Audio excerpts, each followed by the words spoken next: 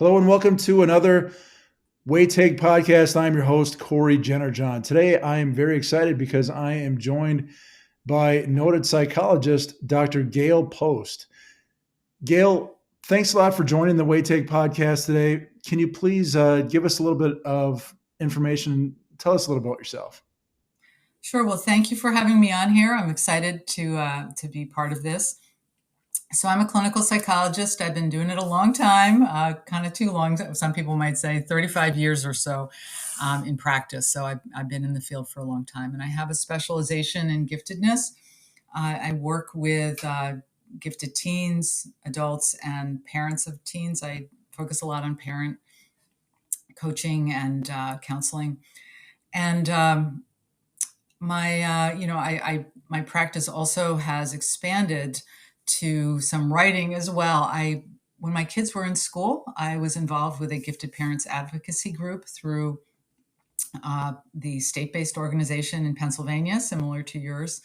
And I was heavily involved with the schools, trying to advocate for changes in the curriculum, universal identification, and so on, along with my colleagues in this group.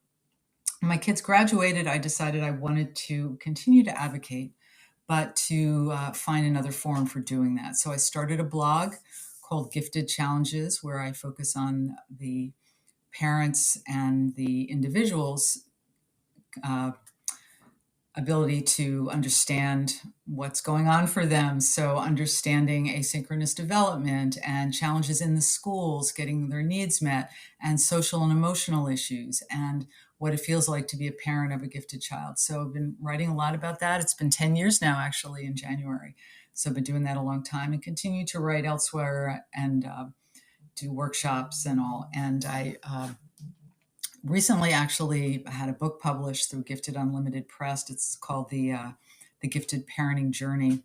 And it's unique in that it focuses on the parent's experience. So I incorporate research theory, clinical experience, vignettes, and all of that, as well as an online survey, results from which I was able to obtain. So I sent around a survey to parents of the gifted on Facebook groups and other websites, and received over 400 responses. Wow. And it was great. And and many heartfelt commentary as well. It wasn't just answering the questionnaire. Hundreds of folks poured their hearts out. It was really amazing. And I included some of those comments. Obviously just a small number. I couldn't include them all in my book. I'm also in the process of working on data analysis with a colleague of mine, Barry Gelston, through Gifted Homeschoolers Forum. So we're going to try to make more sense of the data than just the percentages and basic information. So looking forward to that. And again, I'm happy to be here to support parents in any way possible, because, hey, this is a tough job trying to navigate our way through all of this. Yeah, I would agree. So, but first of all, thanks a lot, Gail, for coming on. I actually, speaking of Barry, I kind of want to have him get on the podcast, but we haven't been able to get our schedules straight. But I really want to have him on too. But he's got a wealth of information as well. He sure does. You have so much experience in this gifted accelerated learning field.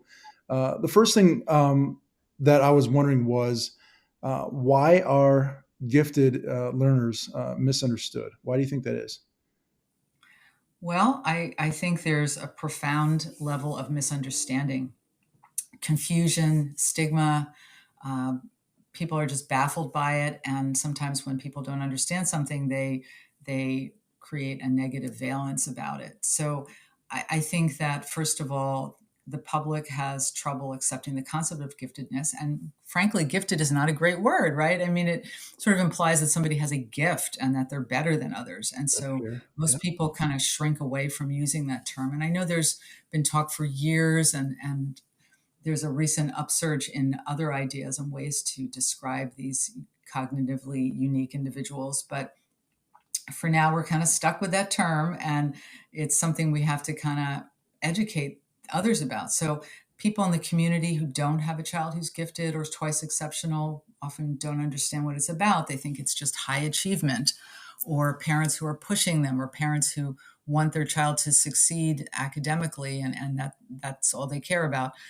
I think educators are really well-meaning and really trying hard to work with diverse classrooms in terms of a range of intellectual skills and abilities, but it's overwhelming for them. And since giftedness accounts for anywhere from 1% to 5% of the population, they're not going to have that many gifted kids in any given classroom. So they're trying to accommodate a child whose intellectual needs are several standard deviations above the mean in a classroom where most of the kids are what you might consider neurotypical, who have average to maybe even slightly above average intelligence. But gifted kids need more. And so educators are really floundering. They're not often given much training in this during their schooling years, and often there's not a lot of continuing ed. So it often falls on families to advocate in a tactful and collaborative way with the schools to try to get their child's needs met.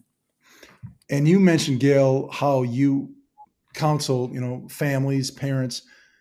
How first of all, is it hard to communicate with parents, especially if they've never gone through a process like this, having a child that needs accelerated learning? Well, what I find is when they reach me, they are already somewhat aware of what they've got going for Okay. them in terms of the struggles ahead. And often they are relieved to find support.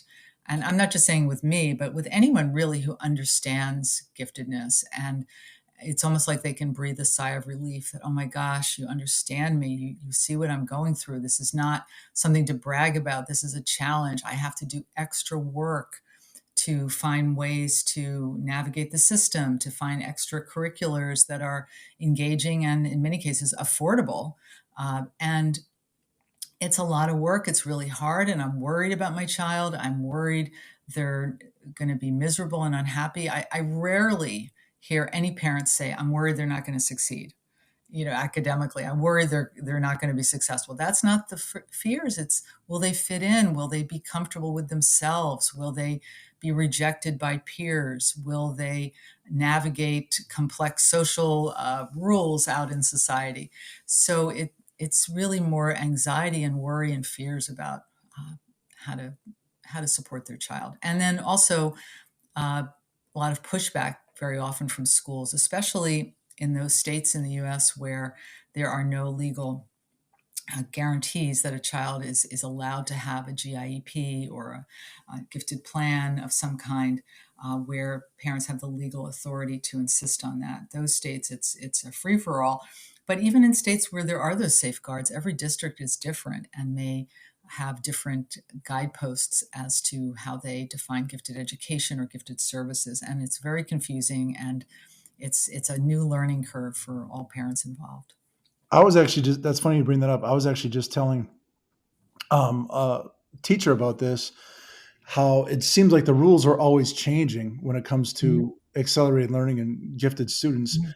And it seems like there needs to be more universal, written in stone type rules and protocols. Would that be a fair thing to say? Do you think, Gail? Or Yeah, I mean, I think most districts, when they do test for giftedness, use the 130 IQ as a cutoff, but some also include other benchmarks, so that a child who is close to that with their IQ, or who a standout among their peer group, they look for other secondary signs as well, so that children aren't overlooked. Because some children, due to a variety of factors, may be overlooked and don't quite hit that 130 benchmark. But uh, in general, I think it's complicated trying to sort out what to do with children like this. And so, um, in a situation where the schools are trying to figure out what to offer them, it's complicated. And having standardized guidelines about how to educate these children would be helpful. But even within those guidelines, and I'm not an educator, so it's not up to me to say how it should be reworked, but even within those guidelines, there needs to be room for individuality, because as a colleague of mine says, once you see one gifted kid, you see one gifted kid. It's not like you've seen them all. So they're all different, and there needs to be a level of flexibility and creativity as well, but an acknowledgement that certain certain formats that have been used in many schools over the years are not helpful. Giving extra homework, lots of boring worksheets to keep them busy, lots of Yep. busy work. Yep. Telling the child to tutor his peers. I mean, why don't we just put a target on their back for bullying? It's like it's not going to work that way. Sticking a really super bright child in uh, a project-based learning group, like a group of kids where you have a project to work on, and you put one of the super gifted kids in with everyone else, like they're supposed to pull them up, and all that does is create conflict and frustration. So there are lots of ideas that teachers have tried to implement in a very well-meaning attempt to support these kids, but unfortunately, they backfire. I was just speaking with a new client who said that he was pulled out of recess every day for gifted education, Are you and serious?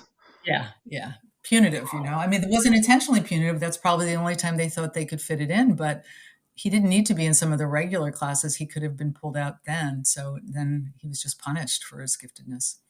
So you're taking away his free time. Wow. Hmm. Yeah, yeah. And I wonder how that was received by his peers. Here he's got to leave, and they're probably like, "Well, I hope I'm not. I hope I'm not. I don't end up in a class like that because I actually kind of like reset." You know what I mean? Yeah, Like, yeah, exactly, exactly. These kids, again, sometimes they have asynchronous development where their social maturity lags behind their intellect, so they may not always fit in with their same age peers. So they're already struggling, or they might be impatient, or they may not understand why, their playmate on the playground doesn't want to explore the rocks and understand the geology of them rather than just climbing. So it's hard enough anyway for most gifted kids, but when the schools do things inadvertently to try to support them but which backfire, it creates a firestorm. what is from the school district's perspective, Gail? What is their biggest hurdle into not fulfilling all of the gifted learners' needs? Would you say? Wow, it's a really good question. I don't know. And I can't speak obviously for every school system. This is just my impression. I think there's several hurdles because there are a variety of stakeholders involved. So there are the parents of the gifted kids, there are the teachers, there is the financial pressure administrators feel about where to put resources.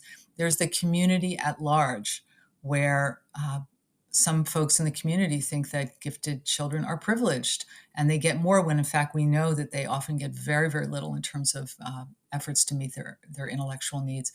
But the community may perceive them like, hey, they're lucky, they're gonna do well in life, they're so smart, why do they need any more help? They'll be just fine.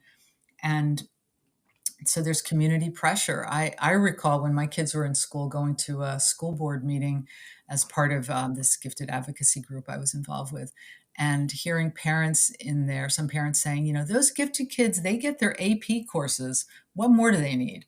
So again, a lot of misunderstanding out there. So it's really about education. Ironically, we're talking about the school system, but it's education for families, for the community, for parents, for teachers, and for administrators to understand this dire need that these kids are flailing out there because they are not being challenged. And at best, they get through with their self-esteem intact. At worst, they they fail. They underachieve. They drop out of school. I mean, there have been some really sad situations where that's happened. But even for the kids who tend to do well with the wonderful grades and all that, many don't have the executive functioning skills intact because no one's ever challenged them. So they don't have the organizational or time management or planning skills. They can sort of do things at the last minute and get by, and they develop that as an unhealthy behavior pattern. And eventually it's going to come back to bite them when they're in college or on a job or in any vocation, that at some point they're going to have to access those skills. And the schools, unfortunately and inadvertently, did them a disservice by not challenging them enough, so they'd have to incorporate those skills. That's interesting. So, Gail, you could probably make an argument that the one of the biggest pieces of education that needs to go out about um, gifted learners is the stakeholders that do not have any children or kids that are gifted. These are the people that really need to know what giftedness is about, what it means. The question is, how do we, how do we present that? How does that message get out? Yeah, that's really a tough one. I mean, in my fantasy, it would be that a district could talk about the concept of cognitive diversity or neurodiversity, that all children are different. They all have their strengths, they all have their struggles, and we're here to support all children. So some children might have an IEP, for example, an individualized education plan, because they have a learning disability. That doesn't mean they're not smart or capable, but we're here to support them through those struggles. Children who intellectually are at the top end of the bell-shaped curve have their own struggles and challenges, and we're emboldened to help them as well. So to treat it that it's just they're just children, and there's just a continuum of abilities and needs within the classroom, and that as a school district we'll do the best we can to try to support that. That's interesting. I really like that. And there's there's so many there, like we talked about earlier. There's so much misunderstanding that's out there. It'd be great if at like you said at the district level they could get together and just have a meeting. Because the thing that I've always been confused about, it's always understood, like you said, um, the kids that have special needs, that have IEPs, those kinds of needs. Those, everybody is, does not have a problem, sending programs, resources to that direction. I don't have a problem either. But the moment we talk about sending programs and resources to the other side of the spectrum, that's where there is always a lot of grinding of teeth and um, people getting upset, and that's the piece that I've never really understood. Why does it always tend to be like that, Gail? Yeah, I think fortunately parents have compassion for folks who really are struggling, and they want to see those kids helped. They don't want to stand in the way of that at all. I think there's some confusion again about assuming that gifted kids have it made and they're just going to be fine, and they can just sort of sail along through school and be successful. But there's a misunderstanding about it, that it's a flower that you don't water, right? It's going Yep. to wilt if you don't take care of it. There's also other pieces of confusion, and I don't want to step too much into this, but about equity, because we know that there are groups of children who are overlooked, children of color, indigenous children, children who are English language learners, who are immigrants and don't speak the language well. We know they are overlooked and not offered the education that they deserve. Children who come from impoverished backgrounds, rural children as well, really aren't getting their needs served. But I think that some of the confusion out there is that there's been an attempt to eliminate gifted services, that somehow that will make things better for everyone, or that having additional support for a gifted child somehow takes it away from other children. And in reality, what happens is what Jonathan Plucker has called the excellence gap, where children who are most in need of these supports, children from impoverished backgrounds, children from rural backgrounds, persons of color, they are overlooked completely. And so, again, these are the kids who may not be able to access extracurriculars or enrichment that parents who have some financial backing can help them with. These kids desperately need the support from the schools, but they're not getting it. Yeah, and speaking of Gail, speaking of districts that decide to get rid of gifted and accelerated learning altogether, New York City dropped Mhm. their program. When you Yeah. first saw that, what was your first reaction? Well, I just think it's a mess there, right? I mean, it really is. I mean, first of all, it's New York. It's huge. It's enormous. There's a lot going on, and I think there was a lot of just even the screening of children to get into kindergarten and first grade is complicated, and it was a setup for parents to try to prep their kids as much as possible. So then it became, well, this is a white thing or an Asian thing, even though the Asian population is one of the most impoverished in New York and its boroughs. But it became a racial battle as opposed to let's help all kids who need the support. Let's not base this entry early on when kids are not fully formed. You take an asynchronous gifted child, for example, they may not show up on any testing at age 4, even if they're talking a blue streak, because they're preoccupied with what they want to build or they don't care about it. So it's too early to screen at 4 years old.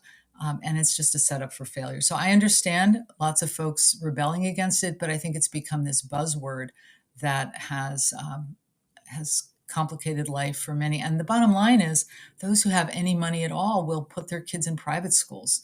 So it does not serve those most in need. And then we circle right back to equity, which you were talking about Mm-hmm. before. Because I actually talked about accelerated learning to one of my other buddies that's a longtime teacher, and he's just like, that's hard for me to talk about, because he's like, the first thing I hear whenever I hear anybody talk about that is money and resources. And he's like, I know that a lot of districts don't have that. And I said, that's completely fair. Mm-hmm. But I said, that's also frustrating, because it shouldn't be like that. I mean, Right. Right. There's a lot of, but there's a lot that can be done with just some basic in-services in the schools to help teachers understand at least what not to do. Yeah. What will, like, again, putting a target on a kid's back by having them teach and tutor their peers in their classroom. It's, there are basic things like that. When my kids were in the schools, there was they had gifted education there, but it was, again, a pull-out kind of a program. When they were in 5th and 6th grade, the gifted teacher's idea of enrichment was to take them to New York for Broadway shows. We're in Philadelphia, so it's about, hour and a half, 2-hour drive. Well, first of all, why are the gifted kids the only ones who have that right to go see a Broadway show? That's and secondly, a point. lot of the gifted kids didn't want to. So what it did was it created this uproar of elitism. Oh my gosh, it's such an elitist program, the gifted program. It was a disaster. And my kids, by the way, never went to the Broadway shows because they weren't interested. But and also on principle, I thought, I'm not going to participate. I'm not going to send them and spend money too. It would cost money to send them to something that is just not in their best interests and not in the best interests of the school and certainly the gifted program. Eventually, that was abolished by basically opening it up to anyone in the school, any child and family who wanted their child to have the enrichment of seeing a Broadway show could sign up for it. And there was some financial aid available as well. So that got taken care of. But that's a battle we shouldn't have had to waste our time picking. Wow, that's interesting.